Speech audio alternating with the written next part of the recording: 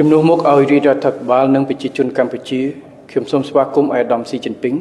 ប្រធានាធិបតីនៃសាធារណរដ្ឋប្រជាមានិតចិនក្នុងដំណើរ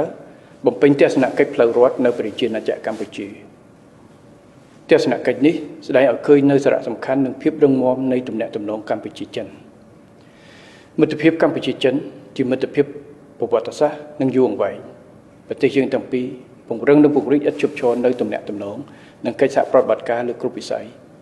ក្នុងអំឡុងពេល67ឆ្នាំចុងក្រោយនេះដែលចាប់ផ្ដើមនៅជំនាន់សម្ដេចព្រះបរមរតនកោដ្ឋនរោត្តមសីហនុបន្តដល់ជំនាន់សម្ដេចតេជោហ៊ុនសែននិងដល់រាជរដ្ឋាភិបាលបច្ចុប្បន្នទំនាក់ទំនងកម្ពុជាចិនឈានដល់កម្រិតខ្ពស់បំផុតជាដៃគូយុទ្ធសាស្ត្រគ្រប់ជ្រុងជ្រោយនិងជាមិត្តដៃថៃប្រទេសយើងទាំងពីរកំពុងរួមគ្នាបង្កើតសមិទ្ធផលថ្មីក្នុងក្របខ័ណ្ឌកិច្ចសហប្រតិបត្តិការត្បូងពេជ្រនិងកសាងសហគមន៍វាសនារួមដើម្បីផលប្រយោជន៍រួម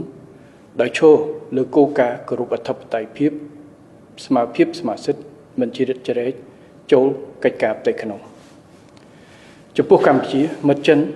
ដើរតួនាទីយ៉ាងសំខាន់ក្នុងការវិវត្តសង្គមសេដ្ឋកិច្ចពិសេសលើវិស័យហេដ្ឋារចនាសម្ព័ន្ធវិនិយោគនិងទេសចរណ៍ភាពជាដៃគូកម្ពុជាចិនក៏ជួយពង្រឹងឯករាជ្យភាពសមត្ថភាពការពិជាតិនិងកិត្យានុភាពរបស់កម្ពុជានៅលើឆាកអន្តរជាតិ